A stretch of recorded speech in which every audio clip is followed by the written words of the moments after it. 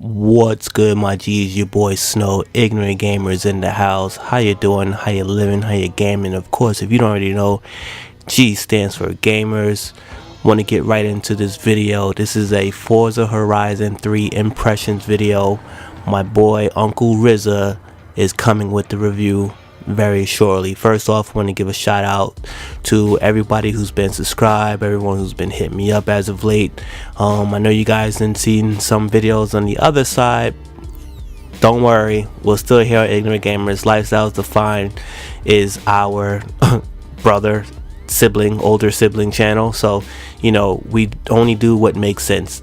The gaming channel is here to stay. Alright, so let's get into this. And again, remember, UNCLE RZA will be doing the review. My video is going to talk about some of my excitement and you know, what I've been feeling from the game and just my general impressions, which could be more of a review. Now I will say this, if you are new to the Horizon 3, this is definitely a great pickup. But if you're not new to the Horizon series and you're wondering like, well, could it improve? If you're talking graphically, it's improved.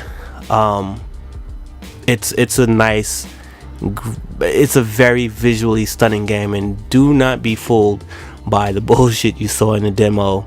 And I say bullshit in a negative way because yeah, it looked great when they do opening scenes. You got to judge it to when you're into the actual world, and you're only going to be able to see that when you're actually in the game or deeper into the demo. The game definitely looks better. In fact, I think it runs a lot smoother, the graphics and everything, once you have the full game. I also believe that those that got the televisions to do the Xbox One S features for the HDR is in for a pleasant surprise when you don't even turn it on. So that's how good the game is. I also want to give a fat shout out to 108 Dragons TV, my boy Lemon, or Lemetheus as he like to call it. I know he's gonna do something on this. I want to point you guys in his direction, link in the description below, and you're gonna hear his thoughts on it as well. So back to me. Graphically, a nice bump, nice noticeable bump from the first one, even to the points where, you know, I like to break shit. So you're driving down fast down the highway trying to see things rendering. I didn't get my X-Class car yet to do the full test, and I will, but what I've been able to do in the A and a untuned S1 has been pretty dope. The only time that I've actually seen pop-ins is when I'm using the drone feature. Yes, there's a fucking drone.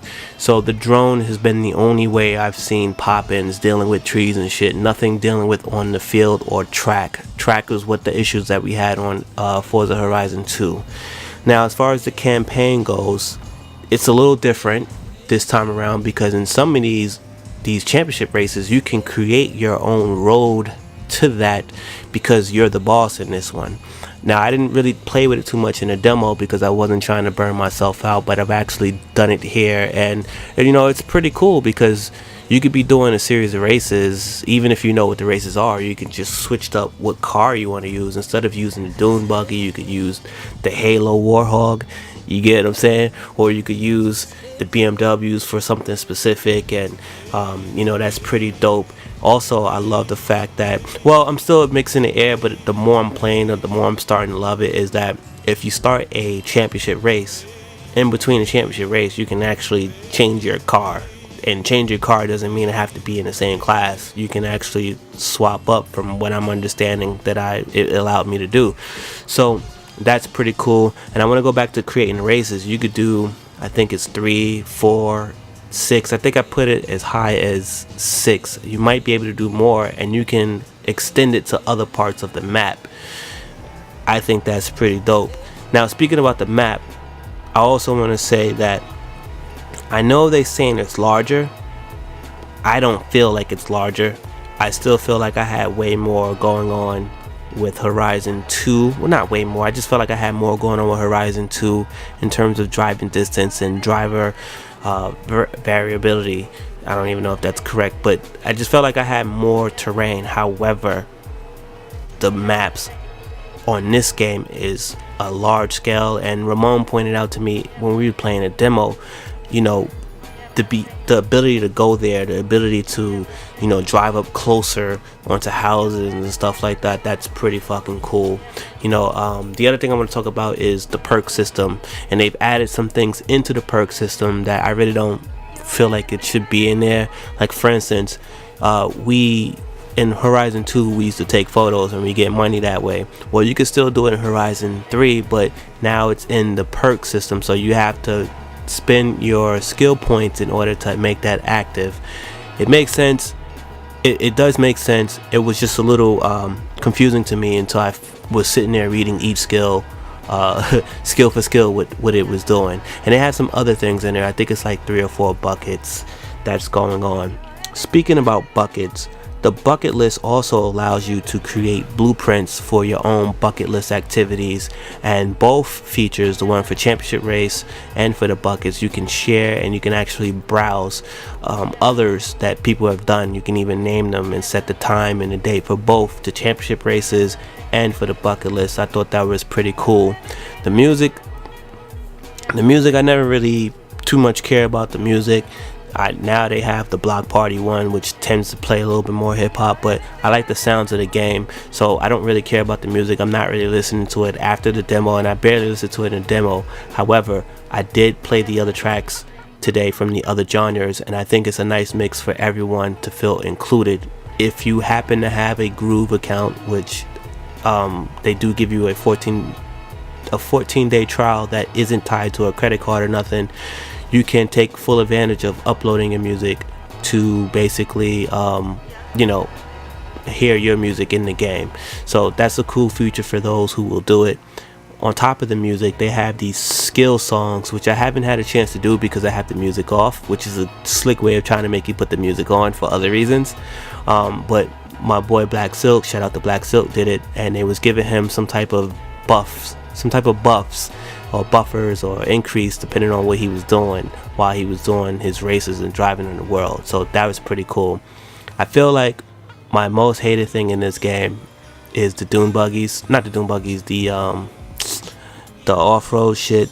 We did it in a demo. Them shits handle wild. However, I will say this: as I get deeper into the game, and as other people get onto the game and they start tuning them a little bit, I have a feeling that I'm going to be appreciating it a lot more, and I won't be hating it as much as I do right now. Do they suck? No, this is a personal preference.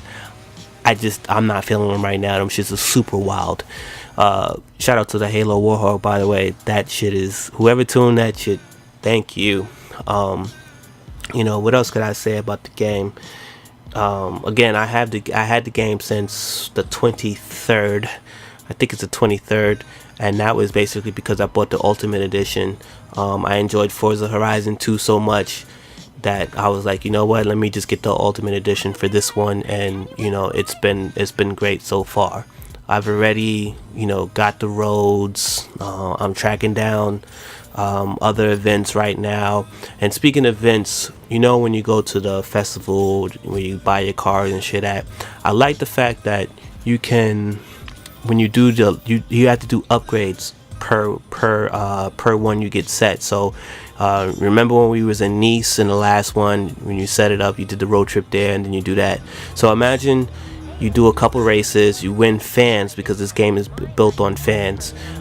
You win fans, and you have to expand your festival in that location. So you would go from level 1, level up to level 2, and every time you do levels up, you go up to level 5, it opens more things in that area. So we're talking more stunt jumps, which is in the game, more drift zones. Yes, I said drift zones, right? In the game, more speed traps, more races. The races include your sprints, your cross countries, etc., etc., etc. Then they have these other things based on just you gaining fans and doing head-to-heads and other little tasks, which is straight up street races. These things don't belong to anybody or any particular thing. In fact, they're supposedly illegal, and those have some crazy roots with it. And now that I've gotten that out the way, I'm going to take the last few seconds or the few minutes, however, to rant about something really quickly, which is, again, going back to the graphics. I want to give them a huge round of applause on how well this game has been running, smooth, etc., etc. I also want to give them a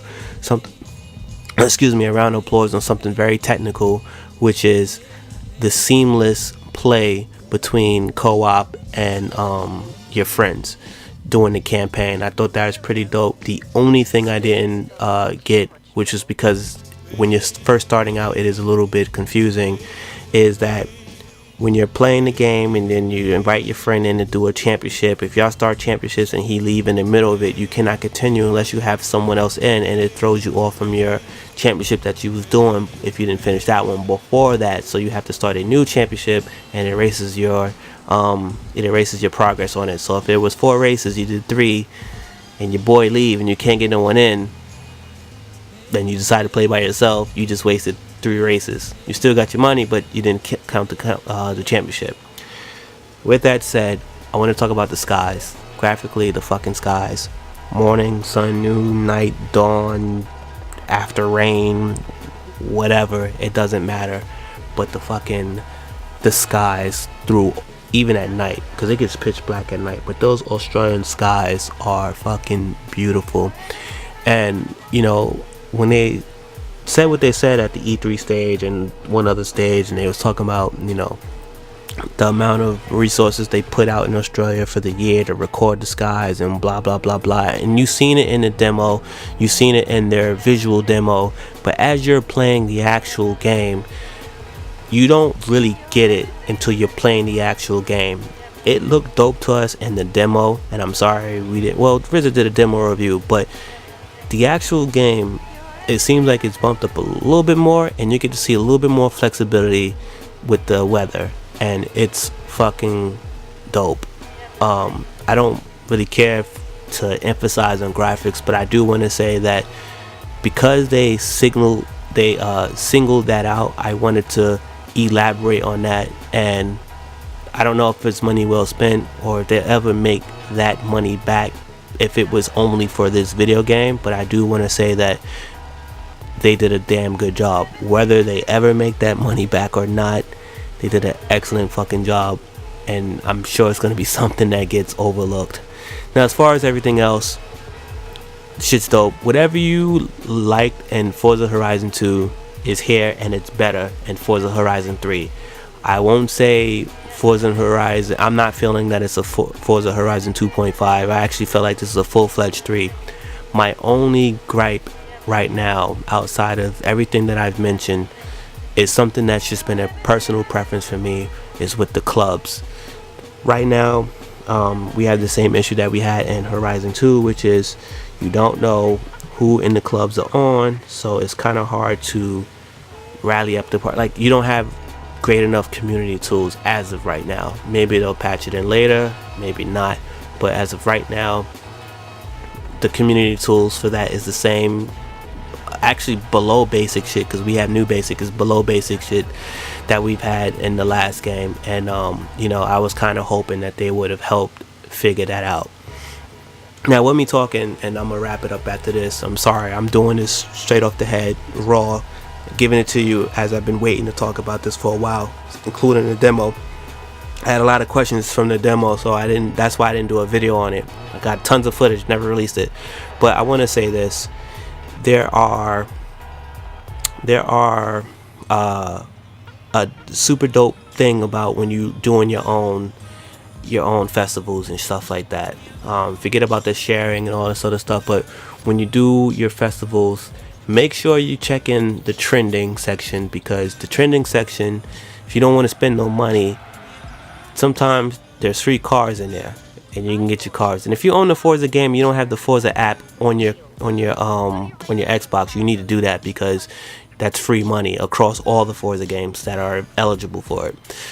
So you get free cars. But the other thing, when you upgrade your cars, or when you upgrade your festivals rather, there's some discounts on some super dope cars in there. Sometimes it's like, I don't think there's a percentage, but I know there's a car that was like 1.8 mil, and it was offered to me for, you know, 1.4 or 1.6, and some others was like 1.6 offered to me for for just one, 1.02 or whatever you want to call it. So when you get your game and you're looking for cars to buy, when you make your upgrades or whatever, pop in the trending, pop in, take a look, slow down. When you upgrade your festival, slow down, look at what they're offering you, because it actually might be something that you actually wanted, and you get a nice 2K or 0.2, depending on how big the car is in terms of price. Because even though you're saving, then you can buy the parts and the tunes or whatever to make it run the way you want. So, you know, that's my little advice. And use the fucking drone to find barn finds, and in some cases use the drone to find your races that you need to hunt down the race for you because you're a boss, and to find boards to smash. So that's all I got right now off the raw. It's kind of more of just my opinion, my thoughts, my impressions. Hopefully this helps you. I hope to see many of you. The club is up and running. Ignorant Gamers, the tags are IGZ. Everyone is welcome, especially if you're on the channel and you're subscribed to us. You know we want to race. You know we want to game with y'all wherever possible. Here's one. You know we're going to be rocking with this. You've seen us in the last Horizon 2. You can look at the hours on our account. This is something that we fuck around with, right? So holla at me, your boy Snow, Ignorant Gamers, and I'm out. Peace.